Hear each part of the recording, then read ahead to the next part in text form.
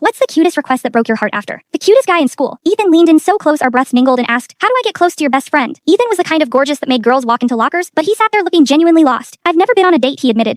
I almost laughed because he'd already had at least 3 Valentine's offers this year alone. "You literally have girls throwing themselves at you," I said. He shrugged. "Sure, but it's different when I'm the one doing the chasing. I just freeze. I want this proposal to go well." That's when I realized he wasn't playing dumb. He actually didn't understand he was attractive enough that planning a proposal wasn't even necessary. But then again, the girl he wanted to take was none other than the most beautiful, talented, intelligent girl in school. My best friend, Claire. With green eyes, light brown hair, and an acceptance letter to Yale, she had everything. Ethan slid over a small envelope. "Here's my bribe." I almost started hyperventilating. Comic-Con weekend tickets and a free hotel? Holy mother of all. I shook his hand enthusiastically. 3 weeks, I'll teach you everything in 3 weeks. The first week we studied the basics. After school, I taught him how to give compliments without sounding like he was reading from a script. "Notice the small things," I told him. "New earrings, if she looks tired, if she changed her hair." He was clumsy at first. "Great haircut. You look pretty beautiful." I burst into laughter while he glared back. "Compliments aren't about the adjectives you use, it's the heart, the sound, the honesty." He nodded, then looked me in the eyes. "I like the way your eyes get brighter when you talk about something you love." My face flushed as he grinned. "That's good," I managed. "Save that for Claire." By the end of the week, he was a complimenting machine, and I was immune to his one-liners. Well, almost immune. By week 2, we'd moved on to actual romancing. We met up for a picnic at a popular dating spot, became competitive at bowling, and hung out at his place to watch movies. In the evening, we practiced slow dancing in the garage, stepping on each other's toes for fun. "Dates are pretty great. I don't know why I kept freezing up before," he said, spinning me around. "That's because most people our age do way more on dates." I made kissy sounds in his ear and he jumped back, glaring at me for teasing him. I grinned as he helped me back up. "Let's practice slow dancing too," he suggested, slipping his arms carefully around my waist, making the heart in my chest pound wildly. "Is this okay?" He breathed against my hair. I could barely answer. The night before the proposal, I helped him pick out his outfit and style his hair exactly the way Claire preferred. "Do I look good?" he asked. For a second, I forgot how to speak. "You're like a prince," I breathed, then quickly added, "That's what Claire would say." We did one final practice run in the park. He'd strung up fairy lights and held onto my hand gently, stroking the back of it with his thumb. I stared up at him, at those large brown eyes sprinkled with golden speckles from the fairy lights. He leaned in slowly. Just as I closed my eyes, he paused, dropped my hands, and stepped back. "Claire's going to love this." Reality crashed back hard. My heart squeezed painfully while I forced myself to agree. "I think you'll do perfectly." I reminded him. "Comic-Con was the same weekend as prom." "I know," he said. "Thanks for bullying me. I mean teaching me." He winked and pulled me into one last tight hug. "Enjoy Comic-Con." I squeezed back. "Enjoy prom." That Friday, the whole school watched as Ethan approached Claire at lunch with flowers. He executed everything perfectly, just like we'd practiced. The speech, the timing, even the way he held the flowers. Claire squealed and said yes while everyone filmed it. The cafeteria erupted in cheers while my heart broke into a million pieces. How could I have let myself fall for a guy who was clear from the start? He wanted Claire, not me. Ethan's eyes found mine in the crowd for just a second before Claire pulled him into a hug. I quickly wiped away my tears and walked off. I left school early, claiming I felt sick, which wasn't entirely a lie. I texted Ethan a simple, "Thank you for the tickets, have fun at prom." He responded immediately with, "Wait," and then nothing else. That Saturday, I put on the cosplay Ethan and I had talked about during one of our late-night nerdy conversations. It was from the anime we bonded over, the one he'd pretended not to love. I went to the convention center alone, telling myself I was going to have an amazing time. Who needed Ethan anyway? I had freaking weekend passes to Comic-Con. The convention floor was packed but somehow felt painfully empty. I was examining a limited edition figure when I heard my name. I turned around and there was Ethan, still wearing his proposal suit from yesterday, now wrinkled and untucked. My brain couldn't process him being here. "What about prom? What about Claire?" He stepped closer. "My friend Ryan is taking her." I realized something after I asked her. He paused. "I'd rather be a nerd with you than be anything else people want me to be." He pulled out a crumpled piece of paper from his pocket with my name. "Will you go to Comic-Con with me?" "We're already here." I laughed. "Then will you go to every Comic-Con with me?" "Yes."